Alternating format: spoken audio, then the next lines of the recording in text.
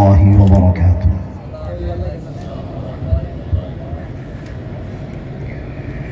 إن الحمد لله نحمده ونستعينه ونستغفره ونؤمن به ونتوكل عليه ونعوذ بالله من شرور أنفسنا ومن سيئات أعمالنا من يهده الله فلا مضل له ومن يضلله فلا هادي له ونشهد أن لا إله إلا الله وحده لا شريك له ونشهد أن سيدنا وسندنا وحبيبنا وحبيب ربنا ومولانا محمدا عبده ورسوله الذي أرسل إلى الناس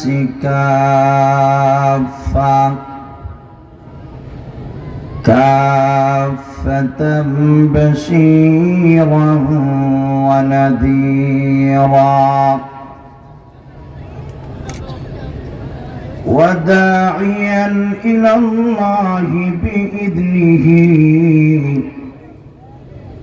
وسراجا منيرا أما بعد فأعوذ بالله من الشيطان الرجيم بسم الله الرحمن الرحيم يا نساء النبي لستن كأحد من النساء إن اتقيتن فلا تخضعن بالقول فيطمع الذي في قلبه مرض وقلن قولا معروفا. بارك الله لنا ولكم في القرآن العظيم ونفعنا وإياكم بالآيات والذكر الحكيم. صلى الله على سيدنا ومولانا محمد وعلى آله وأصحابه وسلم. صلى الله على سيدنا ومولانا محمد وعلى آله وأصحابه وسلم.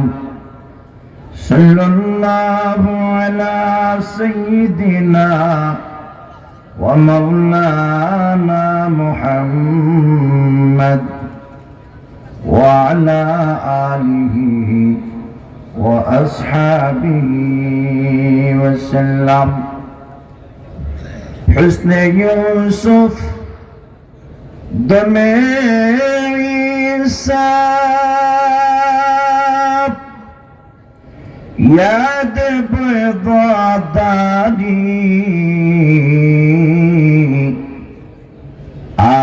خوبا ہما دارن تو تنہا داری بلغ العلا بکمالہ کشف الدجا بجمالہ حسنت جمیع خصالہ صلو علیہ وآلہ. نہایت قابل احترام টেঙ্গারগাঁও মফিজনগর এলাকার মুর্দিগানদের ইসালে সাফ উপলক্ষে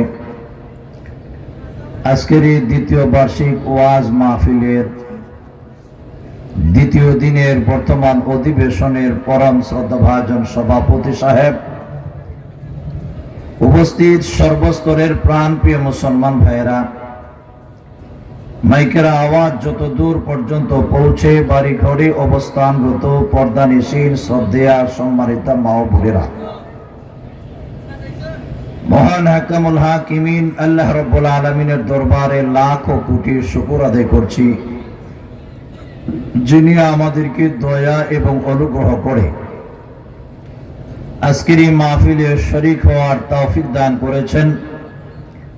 এজন্য আমরা সকলেই প্রাণ ভরে শ্রদ্ধা জড়িত কণ্ঠে জোরে সোরে আওয়াজ দিয়ে বলি আলহামদুলিল্লাহ। আমাকে একটি আলোচ্য বিষয় নির্ধারণ করে দেওয়া হয়েছে। বিষয়টি হচ্ছে পর্দার গুরুত্ব নিয়ে আপনাদের খেদমতে আলোচনা পেশ করার জন্য। তাই আমি আপনাদের খেদমতে সূরা আহজাব থেকে একটি আয়াতে কারিমা তেলাওয়াত করেছি। আল্লাহ পাক তৌফিক দান করলে তেলাওয়াতকৃত আয়াতকে সামনে রেখে আপনাদের খেদমতে আলোচ্য বিষয়কে সামনে রেখে কিছু কথা উপস্থাপন করার চেষ্টা করব। আল্লাহ যেন আমাকে ইখলাসের সাথে কথাগুলি বলার আপনাদের সকলকে আমলের নিয়তে শোনার তৌফিক দান করেন, সকলে বলি আমিন। ভাইরা আমার, যারা পিছনে বসা আছেন, সামনে খালি জায়গা আছে, মেহেরবানি করে আপনারা সামনের খালি জায়গা পূর্ণ করে বসুন। আপনারা যে সুরতে বসছেন মাহফিলের সৌন্দর্য দেখায় না, তাই আমরা প্রত্যেকে যার যার সামনের খালি জায়গাটা পূর্ণ করে বসি। আল্লাহ পাক হতে পারে আজকের বসা আশাকে কিয়ামতের দিন, মুসিবতের দিন আল্লাহ পাক আমাদের সকলের জন্য নাজাতের উসিলা বানিয়ে দিতে পারেন, সকলে বলি আমিন। ভাইরা আমার, লক্ষ্য করে তাকায় দেখুন, মাইকের যদি আওয়াজ থাকে একটু বাড়ায় দেন, আওয়াজ পাচ্ছি না তো। ভাইরা আমার, এখন ঠিক আছে, আপনারা সরে যান, এখান থেকে সবাই সরে যান, কেউ থাকবেন না, যান, একজনও থাকবেন না, যান, সরে যান, হ্যাঁ, ডিস্টার্ব করবে বাবা। এখন ঠিক আছে তো আসুন, আমি আপনাদের খেদমতে যে বিষয়টা নিয়ে আলোচনা করতে চাই, পর্দা ইসলামের অন্যতম একটি বিধান, যেরকম ঠিক কিনা? কোরআন শরীফে যত আল্লাহ আহকামের বিষয়ে বর্ণনা করেছেন, এর মধ্যে একটি বিষয় হচ্ছে পর্দা। পর্দা একজন নারীর জন্য তার সম্মান, মর্যাদার রক্ষা কবচ এবং প্রতীক, যেরকম ঠিক কিনা? আমাদের সমাজে দেখবেন সুলাইল খোলার যেরকম দাম নাই, কলা যদি তার উপরে আবরণ না থাকে, সুলাইল খোলা বাজারও যেরকম ফ্রি দিলেও কেউ খরিদ করে না, ঠিক তেমনি ভাবে একজন নারী, তার জন্য পর্দা আবরণ। সুলাইল খোলার যেরকম দাম নাই, যে নারীর মধ্যে পর্দা নাই তারও সেরকম সম্মান, মর্যাদা নাই, যেরকম ঠিক কিনা? সুলাইল খোলা যেরকম বাজারও ফ্রি দিলেও কেউ নেয় না, যে সমস্ত নারীরা বেপর্দা, পর্দা থাকে না, এদেরকে বিয়ের সময় যৌতুক ছাড়া বিয়ে দেওয়া সম্ভব হয় না, যেরকম ঠিক কিনা? তাই একজন নারী তার সম্মান মর্যাদার প্রতীক হচ্ছে পর্দা। পা থেকে নিয়ে মাথা পর্যন্ত অল বডি, পুরা দেহের মালিক হচ্ছে তার স্বামী। সৌন্দর্য প্রদর্শন করবে একমাত্র, জুড়ে বলেন কার সামনে? তার স্বামীর সামনে। পর্দার বিধানটা নাজিল হওয়ার প্রেক্ষাপট হচ্ছে আমিরুল মুমিনিন হযরত ওমর রাদিয়াল্লাহু আনহু, যার লকব মিজাজে ওয়াহি। হযরত ওমর নিজে বলেন, ওয়াফাকানি রব্বি ফি সালাস, তিনটা বিষয়ে আমার রব আমার সাথে একমত পোষণ করেছেন। জোরে আওয়াজ দিয়া বলেন আল্লাহু আকবার। কয়টা বিষয়ে একমত পোষণ করেছেন? তিনটা বিষয়। এই হাদিসের ব্যাখ্যা উল্লেখ করা হয়েছে, যদিও এখানে তিনটার কথা, আরেক বর্ণনা আছে ওয়াফাকানি রব্বি ফি আরবাইন, চারটা বিষয়ে আমার রব আমার সাথে একমত পোষণ করেছেন। শুধু তাই না, হযরত ওমরের মন মতো আমার আল্লাহ চারটা বিষয়ে না, প্রায় 17টা বিষয়ে হযরত ওমর মনে মনে ধারণা পোষণ করেছেন। ধারণা করতে দেরি, আমার আল্লাহ ওমরের কথা মতে, ওমরের মন মতো আল্লাহ বিধান নাজিল করতে একটা মুহূর্ত দেরি করেন নাই। জোরে বলেন সুবহানাল্লাহ। এর মধ্যে একটি বিষয় হচ্ছে পর্দা। পর্দার বিষয়টা হযরত ওমরের মন মুআফিক আল্লাহ বিষয়টা নাজিল করেছেন। হযরত ওমর আল্লাহর হাবিবের কাছে ফরিয়াদ করলেন, ইয়া রাসূলুল্লাহ, নবী গো, আপনি যেরকম সম্মান এবং মর্যাদার অধিকারী, আল্লাহ যাদেরকে আপনার স্ত্রী হিসাবে নির্ধারণ করেছেন, উম্মাহাতুল মুমিনিন যারা, যারা আপনার বিবি, আপনি যেরকম আমাদের কাছে সম্মান এবং মর্যাদার পাত্র, ঠিক তেমনি ভাবে আপনার বিবি যারা, আপনার সোহবত যারা এখতিয়ার করেছে, এরাও সেরকম সম্মান এবং মর্যাদার অধিকারী। এই কারণে নবী যাকে বিয়ে করেছেন, মাকে যেরকম বিয়ে করা হারাম, আমাদের নবী, আমাদের সকলের রূহানি আব্বাজান নবী যাদেরকে বিয়ে করেছেন, এদেরকে কিয়ামত পর্যন্ত উম্মতের জন্য বিয়ে করা মহান আল্লাহ উম্মতের উপরে হারাম ঘোষণা করে দিয়েছেন। জোরে বলেন সুবহানাল্লাহ।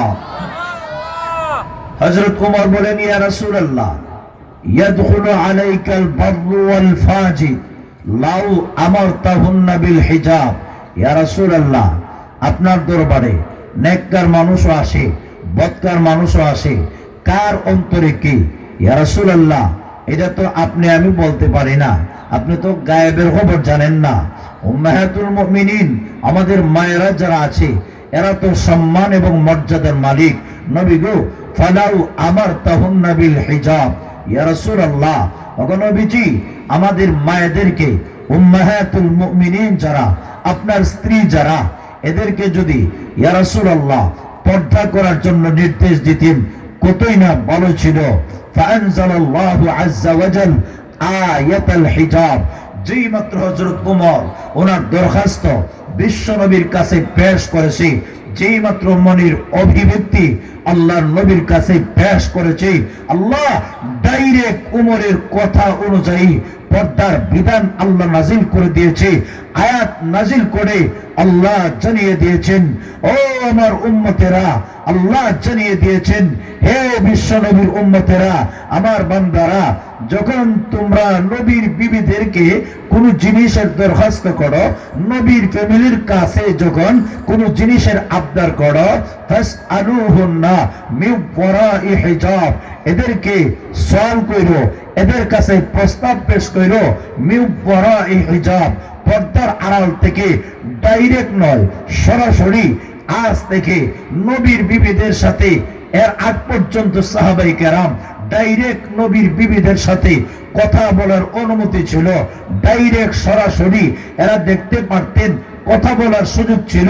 যেই মাত্র আল্লাহ এই আয়াত নাজিল করলেন। এই আয়াত নাজিলের মাধ্যমে আল্লাহ কিয়ামত পর্যন্ত নবীর বিবি উম্মতের মধ্যে আল্লাহ আড়াল করে দিলেন।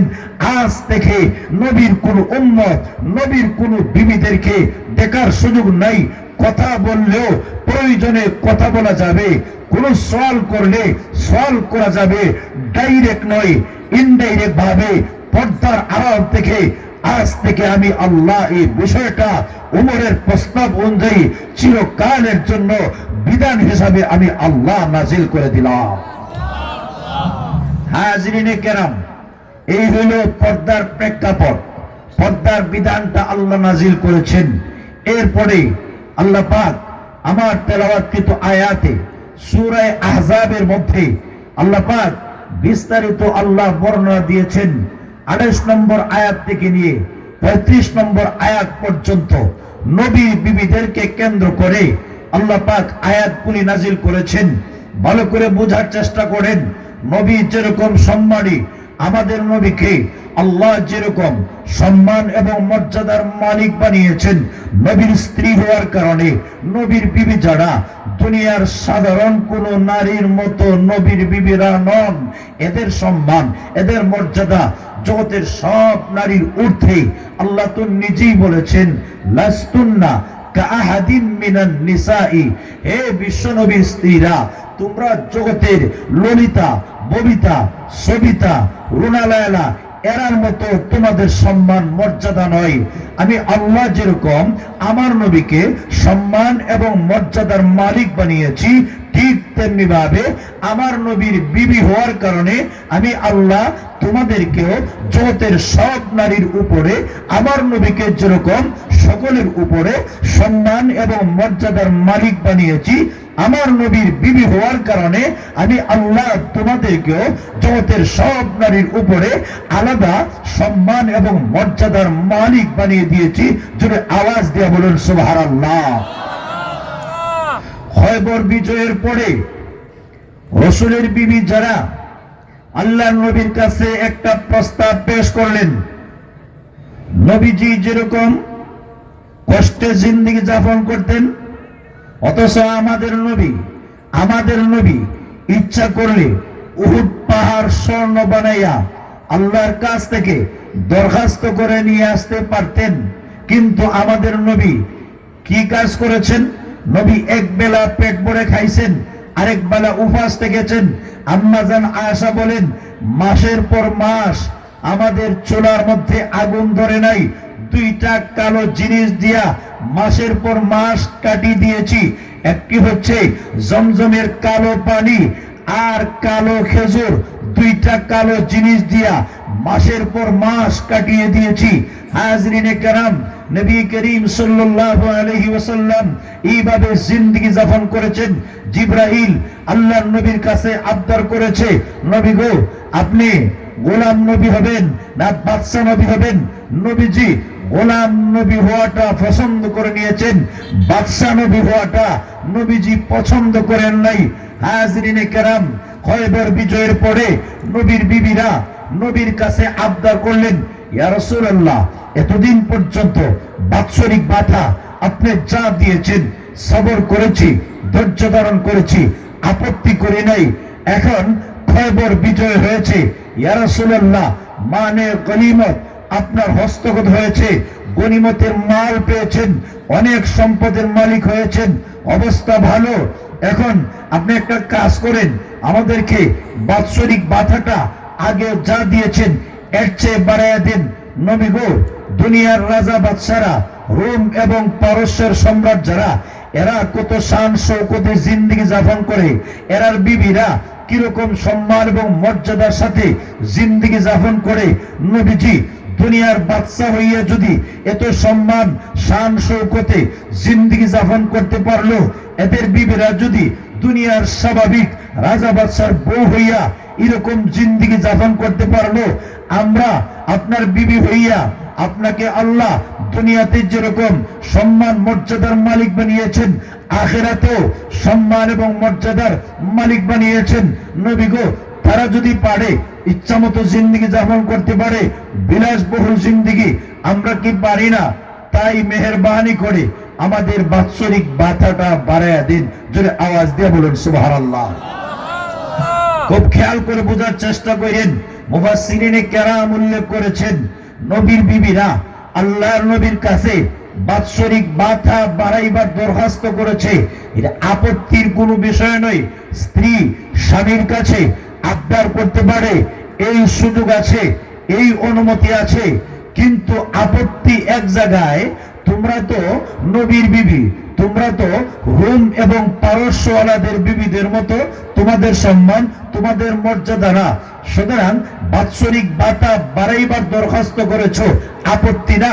কিন্তু বেপরদা নারীর সাথে কেন তোমরা নিজেকে তুলনা করলা, ওই জায়গায় আপত্তি।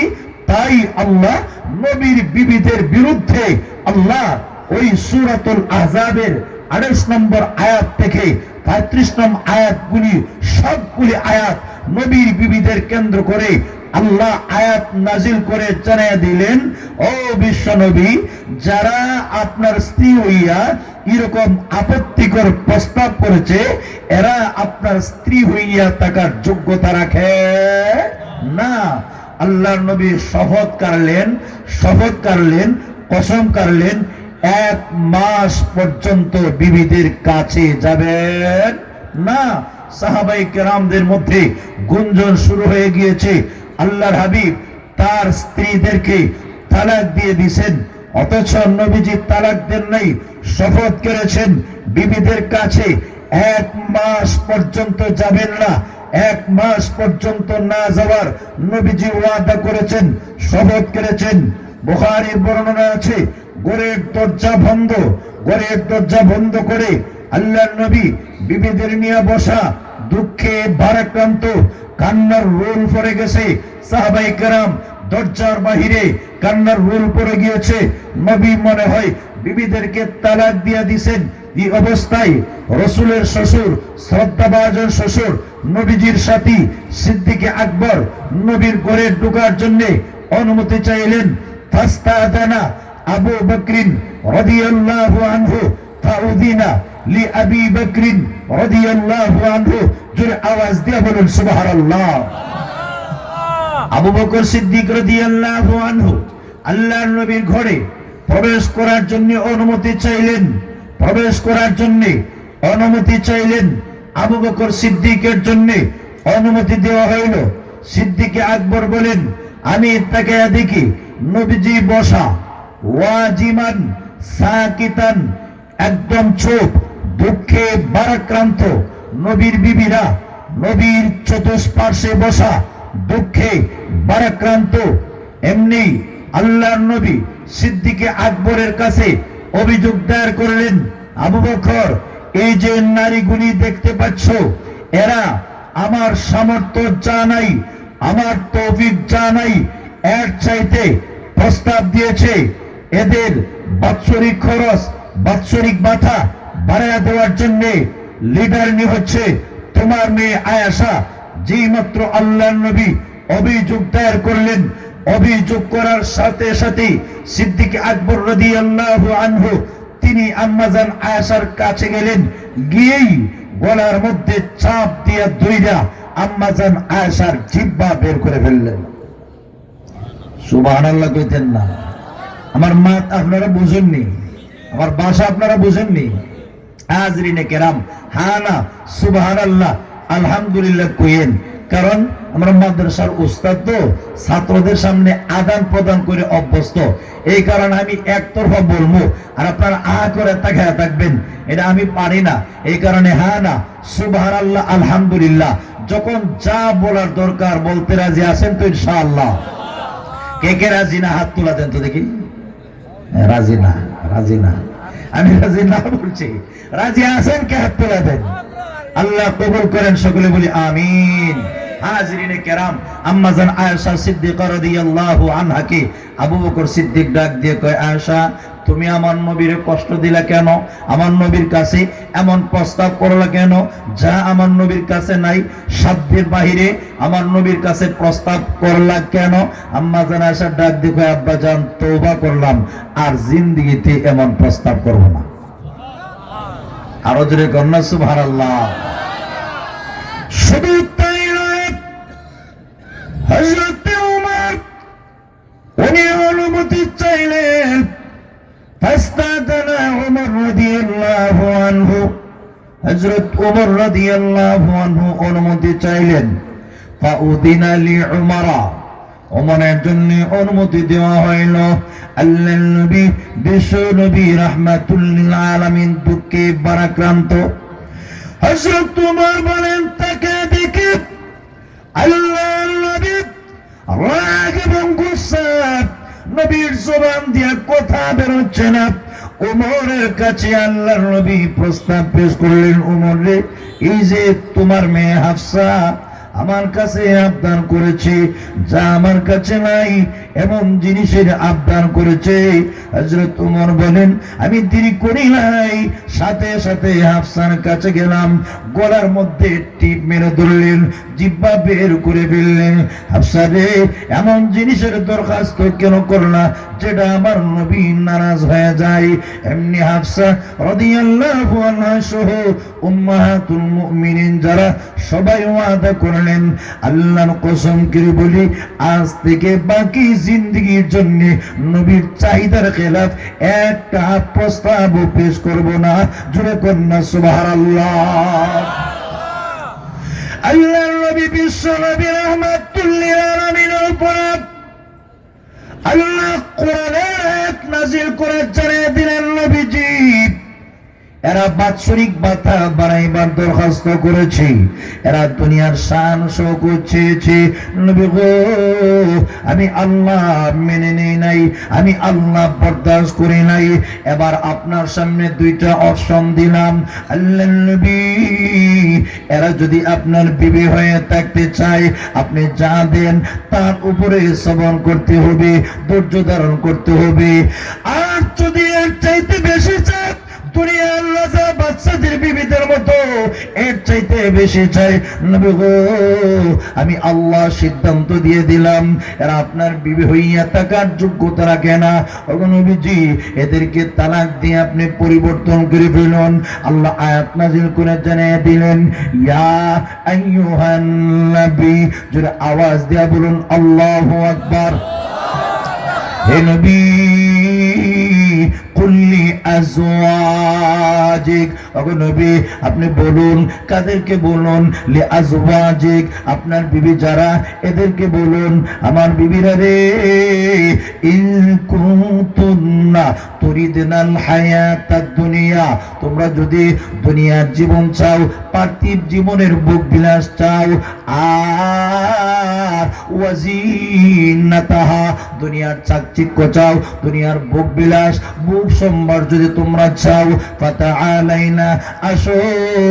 আল্লাহ আমাকে জানিয়ে দিয়েছেন, উম্মাতে কন্যা, আমি নবী তোমাদেরকে ভোগ সম্ভার দিয়ে দিব।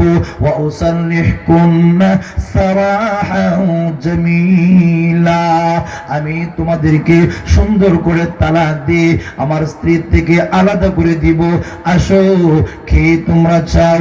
কে দুনিয়ার জিনাত চাও? কে দুনিয়ার শান শৌকত চাও? আর যদি দুনিয়া না চাইয়া, ওয়া ইন কুনতুন্না তুরিদনাল্লাহা ওয়া রাসূলাহু ওয়াদ দারাল আখিরা, যদি আওয়াজ দিয়া বলুন আল্লাহু আকবার। আমার বিবিরা রে, ওয়া ইন কুনতুন্না তুরিদনাল্লাহা ওয়া রাসূলাহু, তোমরা যদি আল্লাহকে চাও, তার নবীকে চাও, ওয়াদ দারাল আখিরা, আর আখিরাতের ঘর চাও, শোনো, আমার বিবি হইয়া যদি সবর কইরা ধৈর্য ধারণ কইরা থাকতে পারো, আল্লাহ তোমাদের জন্য কি রেখে দিয়েছেন জানোনি? ফা ইন্নাল্লাহা আ'আদ্দা লিল মুহসিনাতি মিনকুন্না আজরান আযীমা, আমার আল্লাহ তোমাদের মধ্যে যারা সৎকর্মশীল, যারা নেককার, সবর ধৈর্য ধারণ করে যারা আমার বিবি হয়ে থাকবা, আল্লাহ তোমাদের জন্য কি রেখে দিয়েছেন জানোনি? আল্লাহ কয় আজরান আযীমা, মহান পুরস্কার আল্লাহ রেখে দিয়েছেন। এই আয়াতটা যখন নাযিল হয়ে গেল, আল্লাহর নবী নবীর বিবিদেরকে অপশন দেওয়া শুরু করলেন। সর্বপ্রথম আল্লাহর নবী বিশ্ব নবী রাহমাতুল লিল আলামিন যার কাছ থেকে শুরু করলেন উনি হইলেন আম্মাজান আয়েশা। জুড়ে বলেন না সুবহানাল্লাহ। উনি হইলেন আম্মাজান আয়েশা। নবী, বিশ্ব নবী রাহমাতুল লিল আলামিন 11টি বিয়ে করেছেন। আল্লাহর নবী সব মহিলাদেরকে বিয়ে করেছেন বিধবা, কেউ একজন স্বামীহারা, কেউ দুইজন স্বামীহারা। একমাত্র একজন রমণী যার নাম আয়েশা, শুধুমাত্র আয়েশাকে আল্লাহর নবী বিয়ে করেছেন। আল্লাহর নবী আম্মাজান আয়েশাকে বিয়ে করেছেন বয়স যখন 6 বছর। আল্লাহর নবী 3 বছর পরে 9 বছরের সময়ে আল্লাহর নবী আম্মাজান আয়েশাকে গড়ে তুলে নিয়ে এসেছেন। আল্লাহর নবী দুনিয়া থেকে যখন চলে গিয়েছিলেন আম্মাজান আয়েশার বয়স মাত্র 18 বছর। 9 বছরের দাম্পত্য জিন্দেগি, এত বড় মুহাদ্দিসা, আল্লাহু আকবার। আম্মাজান আয়েশা 2210 খানা হাদিস একাই তিনি মুখস্থ করে রেখেছিলেন। জুড়ে বলেন না সুবহানাল্লাহ। এত বড় মুহাদ্দিসা নারী হইয়া আল্লাহ এত সম্মান মর্যাদা দিয়েছে। এজন্য আল্লাহর নবী আয়েশা সম্পর্কে বলেছেন, আমার ইলম 2 ভাগে বিভক্ত। অর্ধেক ইলম সব উম্মত থেকে শিখবা, অর্ধেক ইলম একা আমার আয়েশা থেকে শিখবা। আর আস্তে কোন সুবহানাল্লাহ। তাকে দেখুন আল্লাহর নবীর কি সম্মান, আল্লাহর নবীর বিবির কি সম্মান। আম্মাজান আয়েশা সিদ্দিকা রাদিয়াল্লাহু আনহা উনি অর্ধেক ইলমের মালিক। আম্মাজান আয়েশা থেকে নবীজি শুরু করলেন, আয়েশা একটা বিষয় তোমার কাছে প্রস্তাব পেশ করতে চাই, তবে আয়েশা একা মুহূর্তের ভিতরে জবাব দিও না। যতক্ষণ পর্যন্ত আব্বা আম্মার সাথে পরামর্শ না করবা এর আগ পর্যন্ত আয়েশা তুমি কিন্তু জবাব দিও না। কারণ রাসূল জানে আয়েশা আমার জীবন সঙ্গিনী, অর্ধাঙ্গিনী। আল্লাহু আকবার। সব একজন স্বামীহারা, দুইজন স্বামীহারা, বিধবা। হাজিরিনে কেরাম, একমাত্র আম্মাজান আয়েশা কুমারী যদি না বুঝা জবাব দিয়ে দেয় দাম্পত্য জীবনে সমস্যার সৃষ্টি হয়ে যাবে। তাই সর্বপ্রথম আম্মাজান আয়েশাকে লক্ষ্য করে আল্লাহর নবী ডাক দিয়ে বলেন, আয়েশা আমি একটা জবাব তোমার থেকে চাই, তবে জবাব যে দিবা তোমার পক্ষ থেকে এই মুহূর্তে নয়, তোমার আব্বা আম্মার সাথে পরামর্শ কইরা জবাবটা দিও। জোরে কোন সুবহানাল্লাহ। হাজিরিনে কেরাম লক্ষ্য করে তাকে দেখুন, আল্লাহর নবী তখন আম্মাজান আয়েশার কাছে প্রস্তাব পেশ করলেন, আয়েশা তোমরা যে আমার কাছে বাৎসরিক ভাতা বাড়াইবার দরখাস্ত করেছো, আপত্তির কোনো বিষয় না। রোম এবং পারস্যওয়ালাদের বিবিদের সাথে কেন তোমরা তুলনা করলা? আমার আল্লাহ বরদাস্ত করে নাই, পছন্দ করে নাই। তাই আল্লাহ আমাকে অপশন দিয়েছেন, যদি আমার স্ত্রী হয়ে থাকতে চাও তাহলে যা দিয়েছি তার উপর সবর করতে হবে, ধৈর্য ধারণ করতে হবে। এর চাইতে বেশি দেওয়ার সুযোগ নাই। দুনিয়া যদি চাও তাহলে আল্লাহ জানিয়ে দিয়েছে তোমাদেরকে ভোগ সম্ভার দিয়া দুনিয়ার জিনত, দুনিয়ার চাকচিক্য, দুনিয়ার বিলাসিতা তোমাদেরকে দিব ঠিক, তবে আমার বিবি হয়ে থাকার যোগ্যতা নাই। 3 তালাক দিয়ে তোমাদেরকে আউট করে দিব। এবার তুমি বলো, আল্লাহকে চাও, পরকালকে চাও, তার রাসূলকে চাও, না দুনিয়া চাও? তুমি জবাবটা দিবা তোমার আব্বা আম্মার সাথে পরামর্শ কইরা। জোরে বলেন সুবহানাল্লাহ। আম্মাজান আয়েশা জবাব দেয়, ইয়া রাসূলুল্লাহ আমার আব্বা আম্মার সাথে কি পরামর্শ করব আপনার বেলায়? জোরে বলেন সুবহানাল্লাহ। হুজুর আল্লাহ কসম করে বলে আপনার বেলায় আমার আব্বা আম্মার সাথে পরামর্শ করার প্রয়োজন নাই। আল্লাহর নবী, এই মুহূর্তে আমি আল্লাহকে গ্রহণ করে নিয়েছি, আপনাকে গ্রহণ করে নিয়েছি। ও নবীজি, পরকালকে আমি গ্রহণ করে নিয়েছি, আমি দুনিয়া চাই না, দুনিয়ার জিনিস চাই না। আল্লাহর নবী গো, আপনাকে যে কষ্ট দিয়েছি ইয়া রাসূলুল্লাহ আমাকে মাফ করে দিন। সত্যিকারের নারী যারা, আল্লাহওয়ালা নারী যারা, এরা স্বামীর সাথে জিদ করে না, স্বামীর সাথে রাগ করে না, স্বামীর সাথে গুসা করে না, ন্যায় হইল স্বামীকে কষ্ট দেয় না, স্বামীর কাছে মাফ চায়। জোরে বলেন ঠিক কিনা? আর যেরকম ঠিক কিনা? আর যদি কম জাত হয়, নিম্ন শ্রেণীর নারী হয়, অভদ্র হয়, জিদ করে বসে থাকে, স্বামীকে কলঙ্কিত না কইরা ছাড় দিতে রাজি? আর যেরকম আমরা দেশে এমন নারী আছে, স্বামী যখন বাড়ির থেকে বের হয়, আল্লাহ জানে ঠাডা ফেলায় মারে, বাড়ির জন্য আর ফিরত না নিয়ে আসে। এরকম নারী আছে কিনা নাই? আরো যেরকম আছে কিনা নাই? আমাকে মাফ করে দিয়েন, আর জীবনে এমন প্রস্তাব করব না। আমি আল্লাহকে গ্রহণ করে নিয়েছি, পরকালকে গ্রহণ করে নিয়েছি, আর আপনাকে গ্রহণ করে নিয়েছি। তবে একটা কথা নবীজি, আমি যে আপনাকে গ্রহণ করে নিয়েছি, আল্লাহকে গ্রহণ করে নিয়েছি, পরকালকে গ্রহণ করে নিয়েছি, এই কথাটা আর কারো কাছে বলবেন না। উদ্দেশ্য হইল তারা যদি দুনিয়া গ্রহণ করে আনে, তাহলে সব তালাক দিয়ে দিবেন, আর একা আমি নবীর বউ হয়ে থাকবো। জোরে করুন সুবহানাল্লাহ। রসুল জবাব দেয়, আসা আল্লাহ আমাকে দুনিয়াতে রহমত স্বরূপ পাঠাইছে, কারো কষ্টের কারণ বলার জন্য আমার আল্লাহ আমাকে এই ধরাতে প্রেরণ করে নাই, বরং আমি প্রত্যেকের কাছে প্রস্তাব দেওয়ার আগে কইব, বুঝা জবাব দিও। আশা কিন্তু আমাকে গ্রহণ করে নিয়েছে, আল্লাহকে গ্রহণ করে নিয়েছে, পরকালকে গ্রহণ করে নিয়েছে, এরপরে প্রস্তাব দিব। জুড়ে বলেন সুবহানাল্লাহ।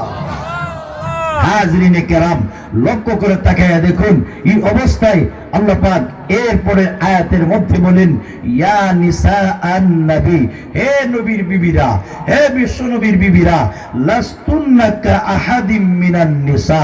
জোরে আওয়াজ দিয়ে বলেন সুবহানাল্লাহ।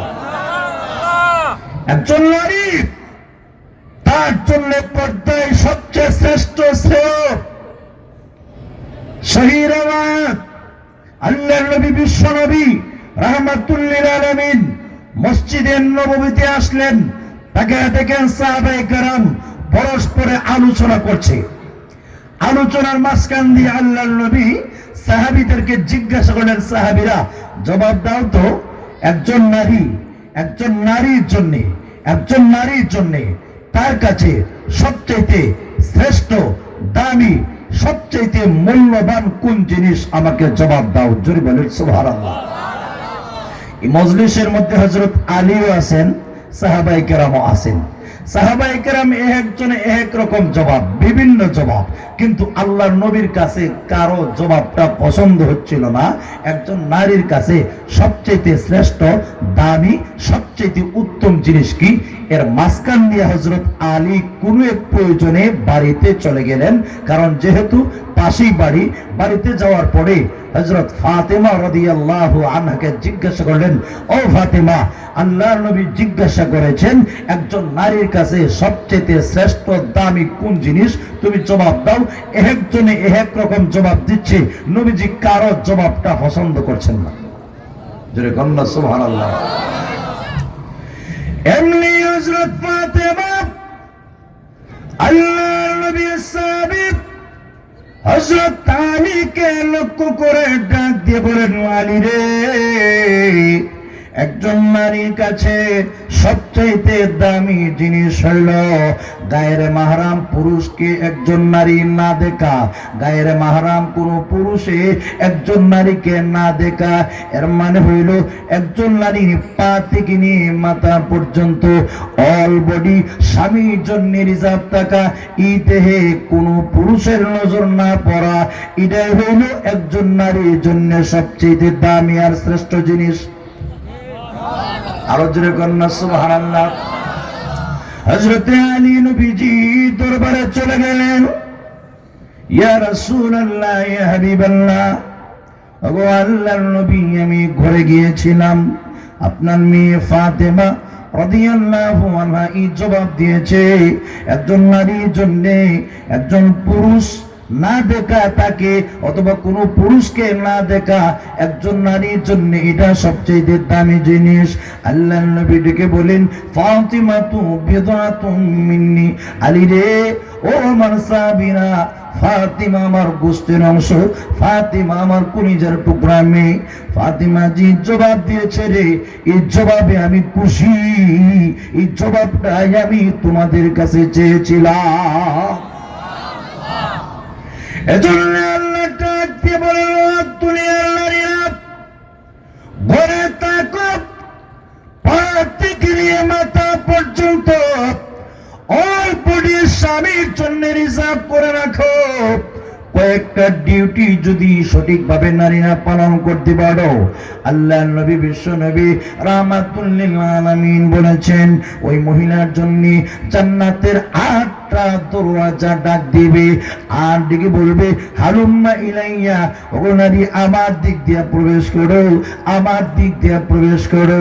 আল্লাহ নবী বলেছেন, আল মারআতু ইযা সাল্লাত খামসাহা, একজন নারী যখন পা থেকে নিয়ে মাথা পর্যন্ত তার অল বডি, তার দেহকে স্বামীর জন্য রিজার্ভ রেখে একজন নারী যখন ঘরে বসে 5 ওয়াক্ত নামাজ আদায় করবে, আল মারআতু ইদা সাল্লাত খামসাহা, নবী বলেছেন একজন নারী যখন 5 ওয়াক্ত নামাজ সময় মতো আদায় করবে, শুধু তাই নয়, ওয়াসামাত শাহরাহা, রমজান মাস পাইলে রমজান মাসের 30টা রোজা সঠিকভাবে পালন করে, ওয়াতাআত বালাহা, স্বামীর ইতাআত করে, স্বামী যা বলে, স্বামী যা কয় সব মেনে নেয়, ওয়া আহসানাত ফারজাহা, তার লজ্জাস্থানের হেফাজত করে, একমাত্র স্বামীর জন্য পা থেকে নিয়ে মাথা পর্যন্ত অল বডিকে সংরক্ষণ করে রেখে দুনিয়ার কোন পুরুষের সাথে কথা বলে না,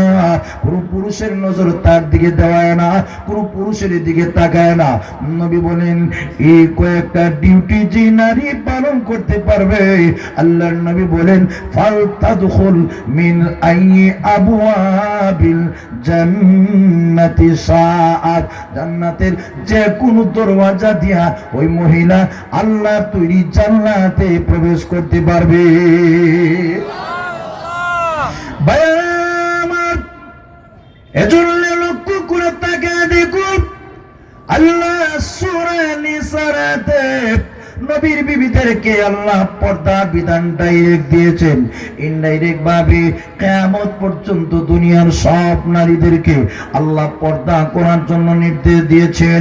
নবীর বিবিদেরকে আল্লাহ ডাইরেক্ট খেতাব করে বলেন, নবীর বিবিরা রে, লাস্তুন্না কাআহাদিম মিনান নিসাই ইয়া নিসা আন-নবী, হে নবীর বিবিরা, হে বিশ্ব নবীর বিবিরা, খুব ভালো করে শুনে রাখো, লাস্তুন্না কাআহাদিম মিনান নিসাই, নবীর বিবিরা রে, তোমরা জগতের অন্যান্য নারীদের মতো নও।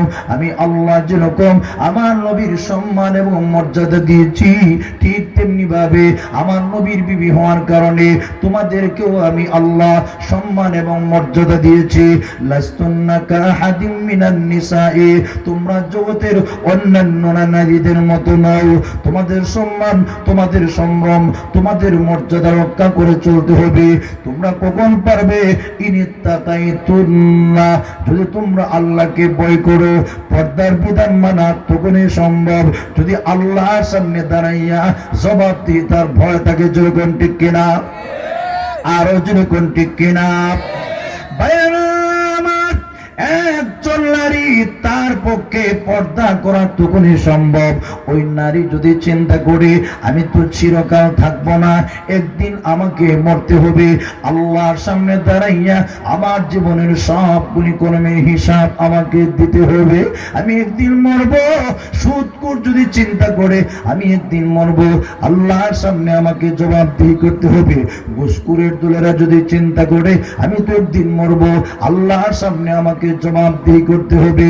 জিনাকুর যদি চিন্তা করে আমি একদিন মরবো, আল্লাহর সামনে আমাকে জবাবদিহি করতে হবে। বেনামাজিরা যদি চিন্তা করে আমি একদিন মরবো, আল্লাহর সামনে আমাকে জবাবদিহি করতে হবে।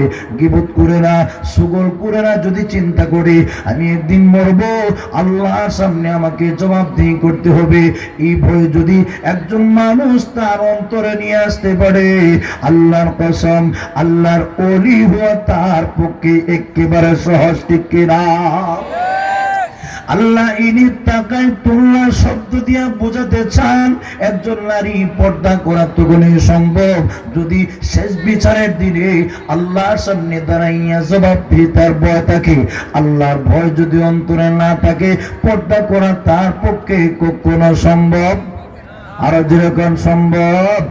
তাই আল্লাহ রব্বুল আলামিন ডাক দিয়ে বলেন, ইনিত্তাকাইতুল্লাহ, ও বিশ্বনবীর বিবিরা, যদি তোমরা আল্লাহকে ভয় করে থাকো, ফালা তাখদানা বিল কাউল, বেগানা পুরুষের সাথে যখন কথা বলবা নরম নরম ভাষায় নয়, মিষ্টি মিষ্টি ভাষায় নয়, আকর্ষণীয় ভঙ্গিতে কথা নয়।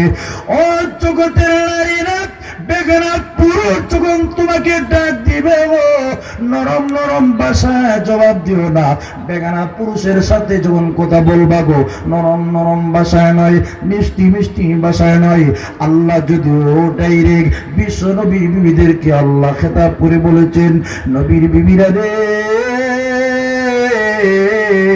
ফালা তাখদানা বিল কাউল, বেগানা পুরুষের সাথে যখন কথা বলবা গো, নরম নরম ভাষায়, কোমল ভাষায়, মিষ্টি ভঙ্গিতে কথা নয়, কর্কশ ভাষায় বেগানা পুরুষের সাথে কথা বলা, সেটি হচ্ছে আদব। যেরকম ঠিক কিনা?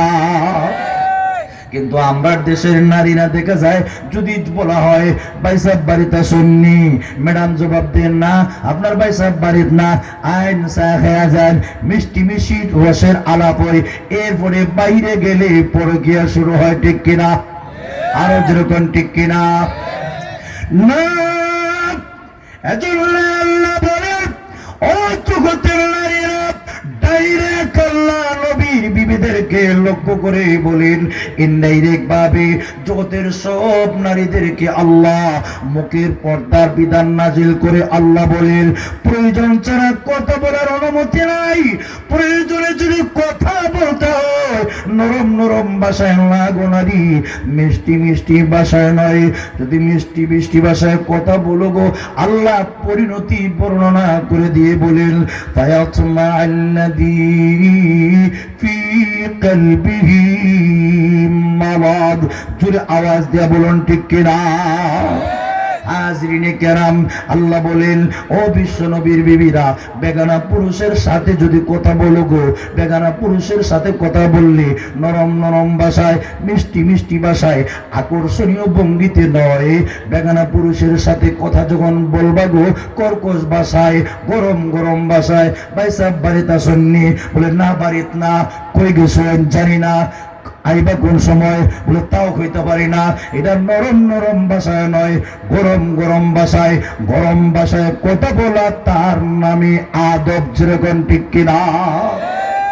যদি বলো, আল্লাহ বলেন, বললে কি হইব জাননি, ফায়াতমা আল্লাযী ফি কলবিহি মারাদ, যার অন্তরে বেমার আছে, যার অন্তরে কুফরির বেমার আছে, যার অন্তরে নেফাকের বেমার আছে, যার অন্তরে গুনাহ করার বেমার আছে, তোমার প্রতি লুলুপ দৃষ্টিতে তাকাবে।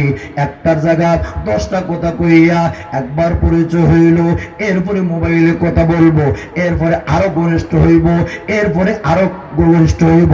একদিন দেখা যাইব বিবি দেখা যাইব আপনার ছেলে মেয়ে 4টা 5টা তৈয়া এক যুবকের হাত ধরে চলে গেছে। যেরকম ঠিক কিনা? এরকম ঘটনা আমরা সমাজে আছে কিনা নাই? আরো যেরকম আছে কিনা নাই? আমরা সমাজে একটা কথা আছে না, প্রেম মানে না জাত বেজাত। যেরকম ঠিক কিনা? আর যেরকম ঠিক কিনা? জাত বেজাত মানে না। এক রিক্সা ড্রাইভার, সে তার এক ওই জমিদারের সুন্দরী নারীকে পলায়া নিয়ে চলে গেছে। বাপ মামলা করেছে কোর্টে যে ম্যাজিস্ট্রেট সাহেব, এক রিক্সা ড্রাইভার কোন দিক দিয়ে তার সাথে আমার মিল খায় না, আমার মেয়েকে নিয়ে পলায়ন করে চলে গেছে। কোর্টে হাজির করা হয়েছে। ম্যাজিস্ট্রেট মেয়েকে জিজ্ঞাসা করে, তুমি জমিদারের মেয়ে, সুন্দরী নারী, রিক্সা ড্রাইভার, কালো, কুশ্রী, বিশ্রী, যার ঠিক নাই, বংশ ভালো না, তার সাথে কেমনে পলায়ন করে চলে গেলা? মেয়ে জবাব দেয়, ম্যাজিস্ট্রেট সাহেব, সে সুন্দর না ভালা, আমার চোখটা আপনার চোখও লাগায় দেখেন, আমার চোখটা আপনার চোখও লাগায় দেখেন।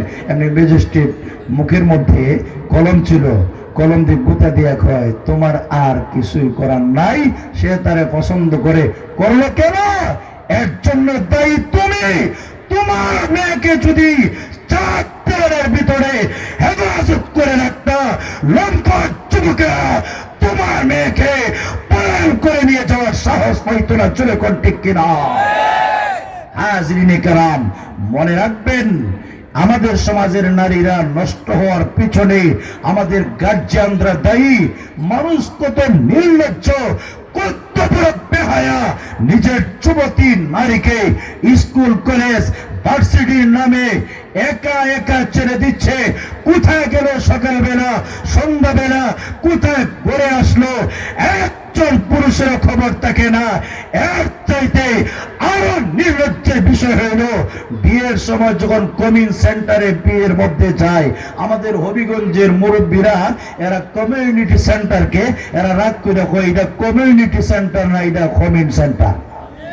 যখন ঠিক কিনা? নিজের বউরে সাজায়া গুজাইয়া ওই কমিন সেন্টারে পৌঁছায় দিল। তোমার বউর প্রতি যে তুমি যে কত বড় নির্লজ্জ বেহায়া, আরো 10 জন যুবকের তাকাইলো, তার সাথে এক বিছানায় কেমনে ঘুমাইবা? তোমার কি লজ্জা শরম করে না? জোরে কোন ঠিক কিনা? আর জোরে কোন ঠিক কিনা? এজন্য আল্লাহ পাক বলেন, ও জগতের নারীরা, বেগানা পুরুষের সাথে যখন কথা বলবা, নরম নরম ভাষায় নয়, মিষ্টি মিষ্টি ভাষায় নয়, আকর্ষণীয় ভঙ্গিতে নয়।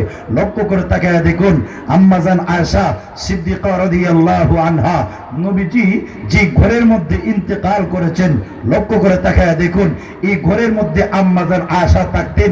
এই ঘরেই নবীকে দাফন করা হয়েছে। আম্মাজান আয়েশা বলেন, মুসনাদে আহমদের রিওয়ায়াত, আম্মাজান আয়েশা বলেন, আমি নিয়মিত স্বাভাবিকভাবে নবীর ঘরের মধ্যে প্রবেশ করতাম, আসা যাওয়া করতাম। যেই মাত্র আমার আব্বাজান দুনিয়া থেকে চলে গেলেন, এই অবস্থায় আমি আগের মতোই আসা যাওয়া করতাম। যেহেতু আমার নবীর সামনে পর্দা করা ফরজ ছিল না, আমার আব্বার সামনে পর্দা করা ফরজ ছিল না। এরপরে যেই মাত্র আমিরুল মুমিনিন হযরত ওমর দুনিয়া থেকে চলে গেলেন, হযরত ওমরকেও ওই নবীজির পাশে হুজরা শরীফের মধ্যে দাফন করা হয়েছে। জোরে বলেন সুবহানাল্লাহ।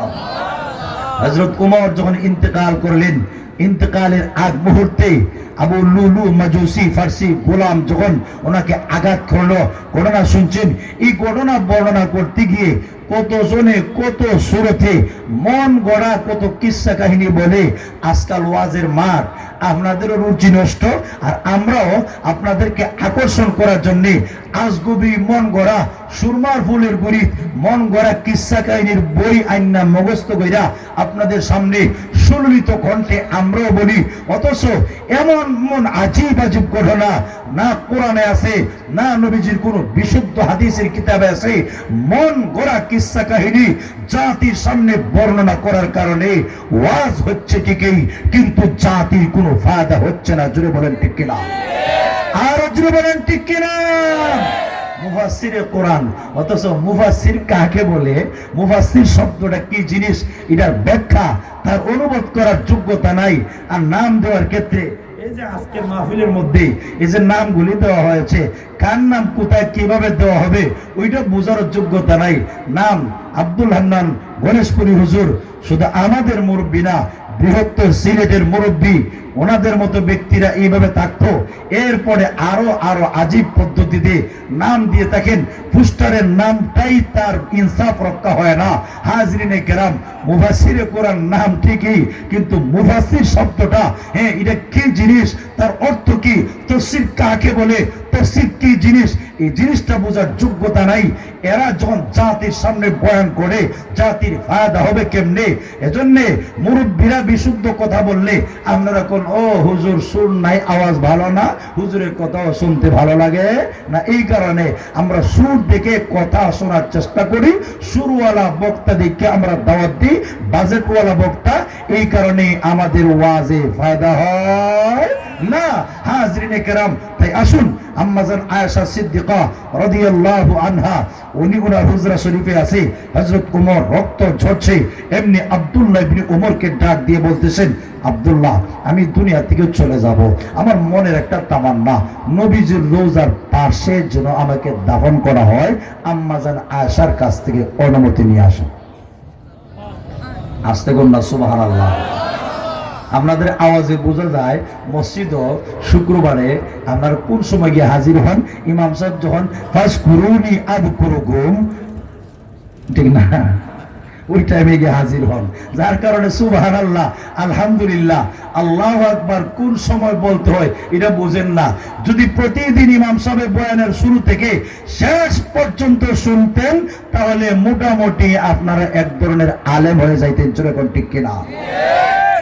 আম্মা জান আয়েশা সূরা ইয়াসিন তেলাওয়াত করতেছেন, যেহেতু ওয়ারাসাতানে হুজরা শরীফের মালিক আম্মা জান আয়েশা আব্দুল্লাহ ইবনে ওমর কে অনুমতি চাইলেন। আম্মা জান, যে মাত্র আম্মা জান আয়েশা আব্দুল্লাহ ইবনে ওমরকে দেখলেন, ওমরের এই সংবাদ শুনে সূরা ইয়াসিন তিনি তেলাওয়াত করছিলেন। আব্দুল্লাহ ইবনে ওমরকে দেখে আশ্চর্য হয়ে গেলেন।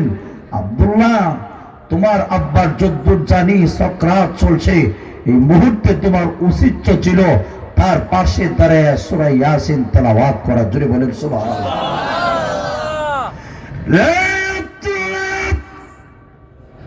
এই টাইমে আমি আয়েশার কাছে কেন তুমি আগমন করেছো? আব্দুল্লাহ ইবনে ওমর ডেকে বলেন, আম্মা জান আমি আসি নাই গো, আব্বা জান আমাকে প্রেরণ করেছেন। জোরে বলেন সুবহানাল্লাহ। কেন রে, তোর আব্বা এই মুহূর্তে আমার কাছে প্রেরণ করেছেন? আব্দুল্লাহ ইবনে ওমর ডেকে বলেন, ওগো আম্মা জান, আব্বা বলেছেন এই জায়গার মালিক আপনি, আপনাকে আপনার থেকে অনুমতি নেওয়ার জন্য আমার আব্বাকে যেন ওই জায়গায় দাফন করা হয়। আম্মা জান আয়েশা ডাক দিয়ে বলেন, আব্দুল্লাহ রে,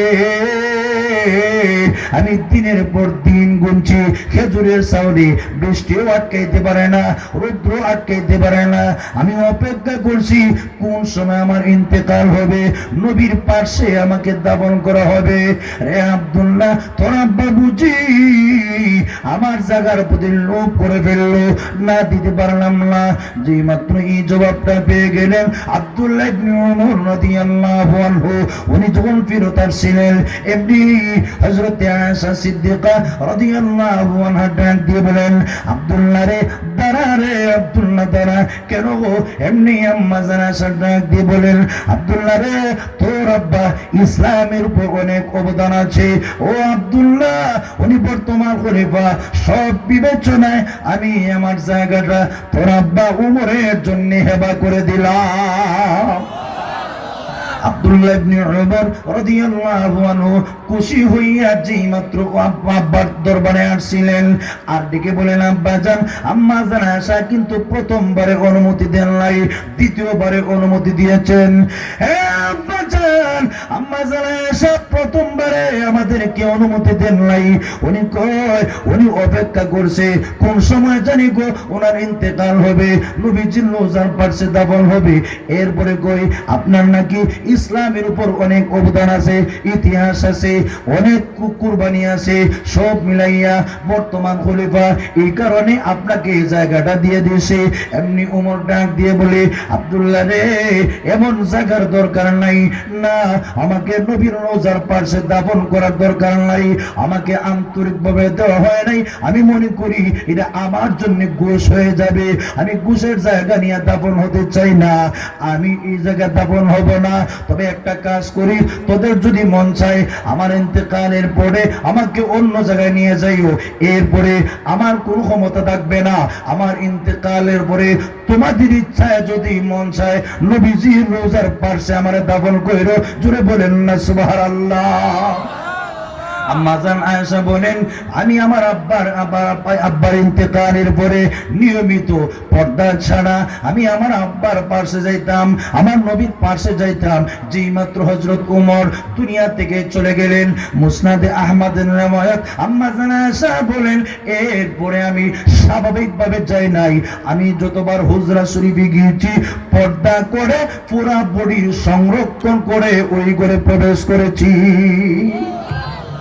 মুহাদ্দিসিন কেরাম উল্লেখ করেছেন, এর থেকে বোঝা যায় আম্মা জান আয়েশা জীবিত মানুষের সামনে যেরকম পর্দা করেছেন, মরা মানুষের সামনেও গায়রতে বাধা দিয়েছে, সেখানেও পর্দা করেছেন। চলে বলেন সুবহানাল্লাহ।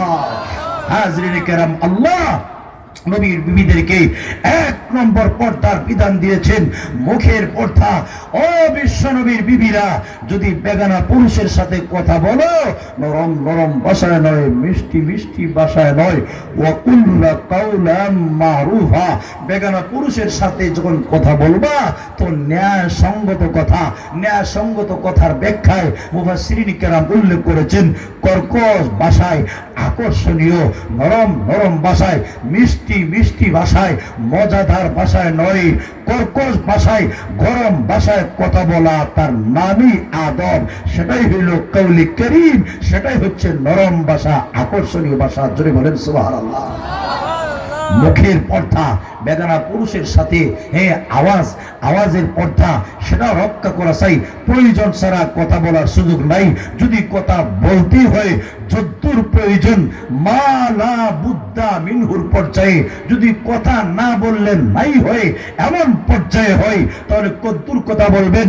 আর জরুরাতু তুবিহুল মাহদুরাতি, জরুরতে প্রয়োজনে অবৈধ জিনিসে বৈধ করে দেয়। যেমন মনে করেন আপনার সামনে শরাব ছাড়া পান করার মতো আর কিছু নাই, এই অবস্থায় আপনার প্রাণ চলে যাবে, ইসলাম আপনাকে অব্যাহতি দিয়েছে প্রাণ বাঁচাইবার পরিমাণ মতো শরাব পান করা আপনার জন্য বৈধ আছে। আর জরুরাতু তাতাকাদ্দারু বিকদ্রি জরুরাতি, জরুরত তার আপন জায়গায় সীমাবদ্ধ। মনে করেন এক গুট এক চুমুক পান করলেই আপনার প্রয়োজন পূর্ণ হয়ে যাবে, ইসলাম বলে ওই জায়গায় শরাব দুই চুমুক দুই ঘোট পান করা আপনার জন্য অনুমতি নাই। জোরে বলেন ঠিক কিনা? যদি এমন কোনো প্রয়োজন হয় বেগানা পুরুষের সাথে কথা বলতেই হয়, কথা বলা ছাড়া বিকল্প কোনো পথ নাই।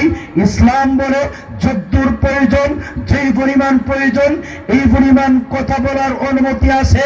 আকর্ষণীয় ভঙ্গিতে নয়, নরম নরম ভাষায় নয়, মিষ্টি মিষ্টি ভাষায় নয়, ফুর্তি আমোদ করার জন্য নয়, শালা আর শালি আর দুলাভাই আর শালি এর সাথে যেরকম ফ্রি ভাবে ইচ্ছা মতো মন মতো, ইসলাম বলে এরকম ফ্রি ভাবে ফুর্তি করার জন্য মন মতো কথা বলা ইসলাম আপনাকে অনুমতি দেয় নাই। জোরে বলেন ঠিক কিনা? এরপরে আল্লাহ বলেন, ও বিশ্বনবীর বিবিরা, ওয়াকারনা ফি বুয়ুতিকুন্না, তোমরা তোমাদের ঘরের মধ্যে অবস্থান করো। জোরে বলেন সুবহানাল্লাহ। হে বিশ্বনবীর বিবিরা, ঘরে তোমরা থাকো। ঘর তোমার জন্য কর্মশালা, ঘর নারীর জন্য বন্দিশালা নয়। যেরকম ঠিক কিনা? ঘর নারীদের জন্য কর্মশালা না বন্দিশালা? আরো যেরকম কর্মশালা। আমরা হইলাম চাকর, আমাদের ঘরের নারীরা এরা হইল রানী। যেরকম ঠিক কিনা? সারাদিন পরিশ্রম কইরা ব্যাগ ভর্তি কইরা ব্যাগটা বউর হাতে নিদেন, বোঝা যায় আপনি ঘরের একজন চাকর আর বউ হইল ঘরের রানী। যেরকম ঠিক কিনা? তাই আল্লাহ বলেন, ও জগতের নারীরা, ওয়াকারনা ফি বুয়ুতিকুন, তোমরা তোমাদের ঘরের মধ্যে থাকো। ও জগতের নারীরা, তোমার ঘর তোমার জন্য নিরাপদ, তোমার ঘর তোমার জন্য কর্মশালা। ও নারী, আমি আল্লাহ পুরুষদেরকে ঘরের ডিউটি পালন করার জন্য দিয়েছি, আর আমি আল্লাহ তোমাদেরকে ঘরের ডিউটি পালন করার জন্য দিয়েছি। আমি আল্লাহ শারীরিকভাবে বাহিরের ডিউটি পালন করার জন্য পুরুষদেরকে আমি আল্লাহ শারীরিক শক্তি দিয়েছি। ও নারী, আমি আল্লাহ পুরুষদের বাঁকা হাড্ডি থেকে, দুর্বল হাড্ডি থেকে তোমাদেরকে নরম করে বানাইছি। ও নারী, তুমি যদি বাহিরে যাও গো, বরদাশকরণের যোগ্যতা নাই, ঘর তোমার জন্য কর্মশালা। ঘরের মধ্যে থেকে ও নারী, তুমি স্বামীর মালের হেফাজত করবা, স্বামীর সন্তান পেটে ধারণ করবা, স্বামীর সন্তানকে বুকের দুধ পান করাইবা, স্বামীর রান্না বান্নার কাজ ঘরের মধ্যে তাইকা করবা। স্বামীর ডিউটি হইল সারাদিন পরিশ্রম কইরা তোমার জন্য বাহিরে যা যা দরকার সব কিছুর আঞ্জাম দেওয়া। ও নারী, তোমার ঘর তোমার জন্য কর্মশালা, তোমার ঘর তোমার জন্য বন্দিশালা নয়। ও নারী, ঘরের মধ্যে তাইকা নিজের সম্ভ্রম সতীত্বের হেফাজত করো। মাত্র কয়েকটা ডিউটি পালন করতে পারলে আমার আল্লাহ পুরুষরা বাহিরে গিয়া যা করলো সব তাইতে বেশি সব আল্লাহ নারীদেরকে দিল। হযরতে আসমা রাদিয়াল্লাহু আনহা আল্লাহর নবীর কাছে প্রশ্ন করে বসলেন, আল্লাহর নবী গো, নারী জাতির পক্ষ থেকে একটা প্রস্তাব, জোরে আওয়াজ দিয়ে বলুন সুবহানাল্লাহ। ইয়া রাসূলুল্লাহ, নারীদের পক্ষ থেকে কঠিন একটা প্রস্তাব, আমি জবাব দিতে পারি নাই।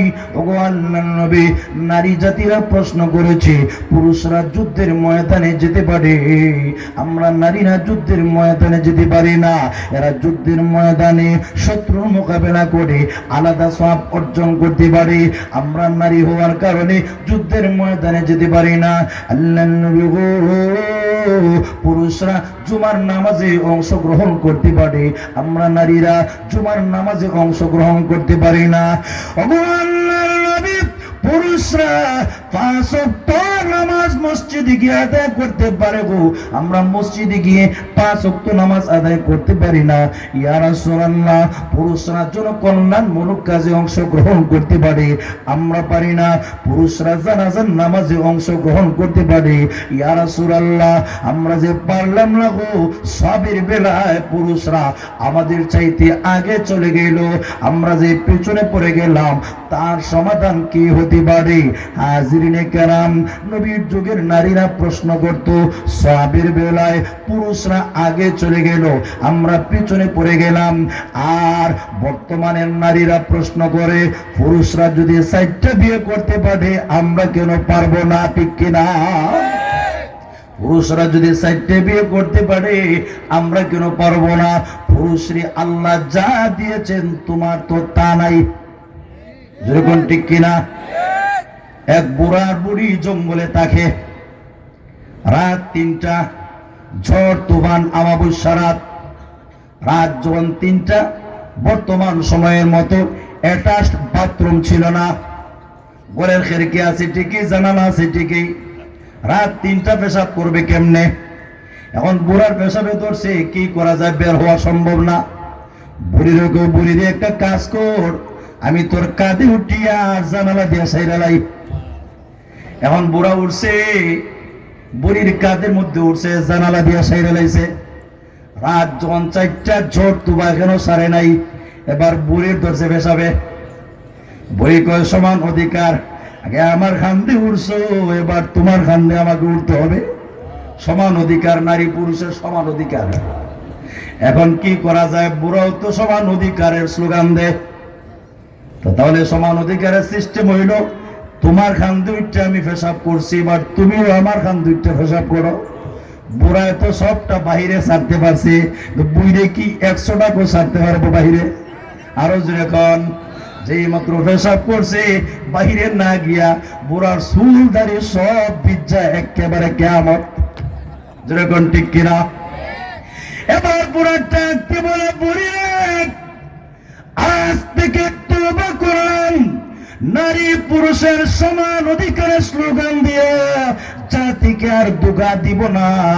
সমান অধিকারের স্লোগান যারা দেয় এরা বাটপার, ধোঁকাবাজ। এরা নারীর অধিকার দিতে চায় না, বরং নারীর বুক বিলাসিতার সিস্টেম এখতিয়ার করতে চায়। যেরকম ঠিক কিনা? হাজরিনে কেরাম, কয়েকটা প্রশ্ন করব।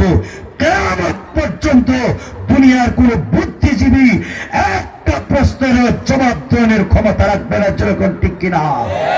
এক নম্বর প্রশ্ন, তুমি যদি নারীকে সমান অধিকার দিতে চাও, এত দরদি হও, তোমার স্ত্রী তোমার সন্তানকে পেটে ধারণ করে নিম্নে 6 মাস উপরে 2 বছর পর্যন্ত সমান অধিকারের সিস্টেম হচ্ছে। তোমার বউরে তুমি কইও, একবার তুমি পেটে বাচ্চা নিছো, কি পরিমাণ কষ্ট করছো আমি ভালো করে দেখছি। পরের বার সমান অধিকারের সিস্টেম হইলো তোমার বউর পেটে বাচ্চা না দিয়া তোমার পেটে বাচ্চা নেওয়া। যেরকম ঠিক কিনা? বলুন তো দেখি, কিয়ামত পর্যন্ত পেটে বাচ্চা নেওয়া সম্ভব? তাহলে সুবিধার বেলায় তুমি সমান অধিকার, আর অসুবিধার বেলায় সমান অধিকার না। এটা দুকা আর বাটপারি ছাড়া আর কিছুই না। যেরকম ঠিক কিনা? হাজরিনে কেরাম, আরেকটা প্রশ্ন, তোমার বউ তোমার বাচ্চারে 2 বছর 2.5 বছর বুকের দুধ পান করাইলো বড় কষ্ট কইরা, পরের বার যখন বাচ্চা হইব সমান অধিকারের সিস্টেম, তুমিও তোমার বাচ্চারে 2 বছর 2.5 বছর বুকের দুধ পান করানো, এটা হইল সমান অধিকারের দাবি। বলুন তো দেখি, দুনিয়ার কোন পুরুষের ক্ষমতা আসেনি পরের বছর কিয়ামত পর্যন্ত টানলেও 1 ফোঁটা দুধ বেরিব? আর যেরকম সম্ভব? তাহলে সম্ভব না। সমান অধিকার সব জায়গায় সম্ভব না, দেওয়াও সম্ভব না। আল্লাহ নারীদেরকে আল্লাহ সম্মান দিয়েছেন, নারীদেরকে আল্লাহ অধিকার দিয়েছেন। অধিকার এক জিনিস, দায়িত্ব এক জিনিস। দায়িত্ব আর অধিকার এক জিনিস নয়। অধিকারের বেলা সমান, দায়িত্বের বেলা বেশ কম। আল্লাহ নারীদেরকে দায়িত্ব দিয়েছেন, ও নারী, ঘরে থেকে পা থেকে নিয়ে মাথা পর্যন্ত ওর বডির হেফাজত করো, স্বামীর জন্য রিজার্ভ করো, স্বামীর সন্তান পেটে ধারণ করো, স্বামীর সন্তানকে বুকে দুধ পান করাও, স্বামীর জন্য রান্না বান্না করে গরম ভাত গরম তরকারি স্বামীর সামনে উপস্থাপন করো। এটা হইল তোমার দায়িত্ব। আর পুরুষের দায়িত্ব হইল বাহিরে যা যা দরকার চাকরের মতো সব কিছু বিবির সামনে হাজির করে দেওয়া, সেটা স্বামীর দায়িত্ব। জুড়ে বলেন ঠিক কিনা? আমাদের দেশে অধিকার আর দায়িত্ব দুটার মধ্যে পার্থক্য না বোঝার কারণে, একাকার করে দেওয়ার কারণে আমাদের সমাজে শান্তি নাই। হাজরিনে কেরাম, সমান অধিকারের স্লোগান দিয়া তুমিও মাস্টারি করলা, বউ মাস্টারি করলো। সকাল 10টায় যখন ডিউটিতে গেলা, 4টার সময় আসলাই, এই অবস্থায় স্বামী যখন কইব সারাদিন ক্লান্ত, একটু ভাত রেডি করে দাও, বউ তো জবাব দিব তুমি যেরকম ক্লান্ত আমিও তো ক্লান্ত, আমার সামনে ভাত রেডি করে দাও। এই অবস্থায় বলুন তো দেখি, দুজন যদি সমান অধিকারের নামে স্কুলে ডিউটি করে আর অফিসে ডিউটি করে ভাত রান্না করার মতো কেউ দায়িত্ব নেয় না, বলুন তো দেখি টাকা ইনকাম করতে পারবে ঠিকই, এই পৃথিবীতে কি শান্তির আশা করা যায়? আর যেরকম আশা করা যায়? হাজরিনে কেরাম, এই কারণে আল্লাহ পাক বলেন, ও জগতের নারীরা, ওয়াকারনা ফি বুয়ুতিকুন্না। আল্লাহ বিশেষ করে নবীর বিবিদেরকে লক্ষ্য করে ডাক দিয়ে বলেন, নবীর বিবিরা, ইনডাইরেক্ট ভাবে জগতের সব নারীদেরকে আল্লাহ লক্ষ্য করে বলেন, তোমরা ঘরের মধ্যে থাকো। ওয়ালা তাবাররাজনা তাবাররুজাল জাহিলিয়াতিল উলা। প্রাথমিক যুগের বর্বর অসভ্য নারীদের মতো নিজের সৌন্দর্য প্রকাশ করে ঘর থেকে বের হইও না, বরং তোমাদের দায়িত্ব হইল ঘরের মধ্যে থাকো। তাই কি করবা? ও আকিমনাস সালাতা, 5 ওয়াক্ত নামাজ আউয়াল ওয়াক্তে কায়েম করো, প্রতিষ্ঠা করো, আদায় করো। ওয়া আতিনাজ যাকাতা, যাকাত আদায় করো। ওয়া আতিনাল্লাহ ওয়া রাসূলহু, আল্লাহ এবং তার রাসূলের ইতাআত করো, অনুসরণ করো। শুধু তাই না, আল্লাহ বলেন এই দায়িত্বগুলো যদি পালন করতে পারো, আল্লাহ পাক তোমাদেরকে দুনিয়াতেও আল্লাহ পবিত্র করবেন, আখিরাতেও পবিত্র করবেন। দুনিয়াতে আল্লাহ ইজ্জতের জিন্দেগি দান করবেন, পরকালে আল্লাহ সম্মানজনক জীবন দান করবেন। তাকে দেখুন ইসলাম নারীকে কি পরিমাণ সম্মান এবং মর্যাদা দিয়েছে। তিরমিজি শরীফের রওয়ায়াত, হযরত আবু হুরায়রা থেকে রওয়ায়াত, উনি বলেন জাআ রাজুলুন ইলা রাসূলিল্লাহি সাল্লাল্লাহু আলাইহি ওয়াসাল্লাম, নবীর একজন সাহাবী আল্লাহর নবীর কাছে আসলেন, আয়েশা প্রশ্ন করলেন ইয়া রাসূলুল্লাহ মান আহাক্কুন নাসি বিহুসনি সাহাবাতি, নবী গো দুনিয়াতে যত মানুষ আছে সব মানুষের চাইতে কার পাওনা, কার অধিকার, কার হক আমার উপরে সবচেয়ে বেশি? নবীজি আমি জানতে চাই আমি সবচেয়ে সুন্দর ব্যবহার কার সাথে করব গো নবীজি, একটু আমাকে জানিয়ে দিন। রাসূল পরিষ্কার ভাষায় জানিয়ে দিলেন উম্মুকা, ওরে সাহাবী দুনিয়াতে যত মানুষ আছে সব মানুষের চাইতে তোমার মার পাওনা, তোমার মায়ের অধিকার, তোমার মায়ের হক সর্বাগ্রে জুড়ে আওয়াজ দিয়ে বলেন সুবহানাল্লাহ। বলুন তো দেখি মা যে এটা পুরুষ না মহিলা? আরো যেরকম পুরুষ না মহিলা? নবীর সাহাবী আবার প্রশ্ন করে হুম্মা মান ইয়া রাসূলুল্লাহ, নবীজি এরপরে কার হক আদায় করব, কার সাথে সুন্দর ব্যবহার করব, আমি কার পাওনা সর্বাগ্রে আদায় করব? রাসূল দ্বিতীয়বারের জবাব দিলেন হুম্মা উম্মুকা, এরপরে তোমার মার পাওনা আদায় করবে। সাহাবী আবার তৃতীয়বারে প্রশ্ন করলেন হুম্মা মান ইয়া রাসূলুল্লাহ, নবী গো এরপরে কার পাওনা আদায় করব, আমি কার সাথে সুন্দর ব্যবহার করব? রাসূল জবাব দিলেন হুম্মা উম্মুকা, এরপরে তোমার মার পাওনা আদায় করবে, তোমার মার হক আদায় করবে, তোমার মার অধিকার সবচেয়ে বেশি। সাহাবী রাসূল আবার প্রশ্ন করলেন সুম্মা মান ইয়া রাসূলুল্লাহ, নবী গো এরপরে কার পাওনা আদায় করব, কার অধিকার আমার উপরে সবচেয়ে বেশি? রাসূল চতুর্থবারে জবাব দিলেন সুম্মা আবুকা, এরপরে তোমার আব্বার পাওনা আদায় করবা। আর আস্তে কোন সুবহানাল্লাহ, বাড়িতে গিয়ে কইেন সুবহানাল্লাহ। বলুন তো দেখি নবীজি মায়ের কথাটা কয়বার বলেছেন? আরো যেরকম কয়বার? 3 বার। আব্বার কথাটা কয়বার বলেছেন? আব্বার কথাটা নবীজি একবার বলেছেন, মায়ের কথাটা 3 বার বলেছেন। এতে কি বুঝলেন? ইসলাম নারীকে সম্মান মর্যাদা কম দিয়েছে না বেশি দিয়েছে? আরো যেরকম কম না বেশি? হাজরিনে কেরাম, ইসলাম নারীকে সম্মান মর্যাদা বেশি দিয়েছে। কেন জানেন? তার কারণটা হচ্ছে নারীরা দুর্বল, অসহায়। দুর্বলের প্রতি মানুষের দয়া মায়া একটু বেশি থাকে। আল্লাহ পাক নারীদেরকে দুর্বল কইরা, অসহায় করে আল্লাহ নারীদেরকে বানাইছেন। কিন্তু এরপরেও আমাদের সমাজের নারীরা না বুঝার কারণে, এদের বুদ্ধি বিবেচনা কম থাকার কারণে হাজরিনে কেরাম আমাদের সমাজের দুর্গতি, আমাদের সমাজ পরিবর্তন হয়ে যেত। সমাজের নারীরা যদি এরা ভালো হয়ে যায়, সমাজের পুরুষরা এমনিতেই ভালো হয়ে যাবে। যেরকম ঠিক কিনা? কারণ ফ্যাক্টরি যদি ভালো হয়, ইটের ফর্মা দেখছেন না? ফর্মা যদি ভালো হয়, এই ফর্মা থেকে ভালো ইট তৈরি হবে। আর ফর্মা বুঝেন তো? ইট তৈরি করা যে একটা বক্স, এই বক্স যদি তেরা বেড়া হয় তাহলে ইট এখান থেকে কি তৈরি হবে? ভালো ইট তৈরি হবে না তেরা বেড়া ইট তৈরি হবে? আমাদের মায়েদের পেটটা যদি ভালো হয়, এই পেটের মধ্যে যদি কোনো পুরুষের নজর পড়ে না, কোনো শিয়ালের নজর পড়ে না, কোনো শকুনের নজর পড়ে না, এই পেটটা শুধুমাত্র আমার আব্বাই একমাত্র দেখে থাকে, হ্যাঁ স্বামী একমাত্র দেখে থাকে। এই পেট যদি ভালো হয়, এখান থেকে জন্ম হবে আব্দুল কাদের জিলানী, এখান থেকে জন্ম হবে শাহজালাল মুজাদ্দিদ ইয়ামুনি, এখান থেকে জন্ম হবে ইমামে আদম আবু হানিফা, এখান থেকে জন্ম হবে ইমাম শাফি, এখান থেকে জন্ম হবে আহমদ ইবনে হাম্বল, এখান থেকে জন্ম হবে ইমাম মালিক, এখান থেকে জন্ম হবে কাদি আবু ইউসুফ, এখান থেকে জন্ম হবে ইমাম মুহাম্মদ, এখান থেকে জন্ম হবে ইমাম জুহর, এখান থেকে জন্ম হবে আবু হানিফা, এবং জন্ম হবে হযরত আবু বকর, ওমর, উসমান, আলী, তালহা, জুবায়ের, লক্ষ পয়গম্বর। পেট যদি ভালো হয়, এখান থেকেই এদের জন্ম। নারী যদি ভালো হয়, এই নারীর পেট থেকে ভালো মানুষের তৈরি হয়। এদের দ্বারা আল্লাহ সমাজকে আলোকিত করে দেয়। পেট যদি ভালো না হয়, শেখ হাসিনার মতো ডাইনি তৈরি হইল। আরো যেরকম ঠিক কিনা? পেট যদি ভালো না হয়, জাফর ইকবালের মতো মানুষ তৈরি হবে। পেট যদি ভালো না হয়, নাস্তিক কুলাঙ্গার এরার মতো কুখ্যাত সন্ত্রাসী এদের জন্ম হবে। জোরে আওয়াজ দেওয়া বলুন ঠিক কিনা? হাজরিন একরাম, তাই আসুন, মায়েদের কাছে আবদার হচ্ছে নিজের পা থেকে নিয়ে মাথা পর্যন্ত অল বডির সংরক্ষণ করুন, হেফাজত করুন। আপনারা যদি ভালো হয়ে যান, সমাজ এমনি ভালো হয়ে যাবে। আর আপনারা যদি ভালো না হন, আমরা চিল্লাইয়া করে লাভ হবে না। আর এরা ভালো হওয়ার পিছনে আমার অবদান থাকতে হবে। আমি স্বামী, আমার স্ত্রী আমার কথা মানতে হবে, আমার মেয়ে আমার কথা মতো চলতে হবে।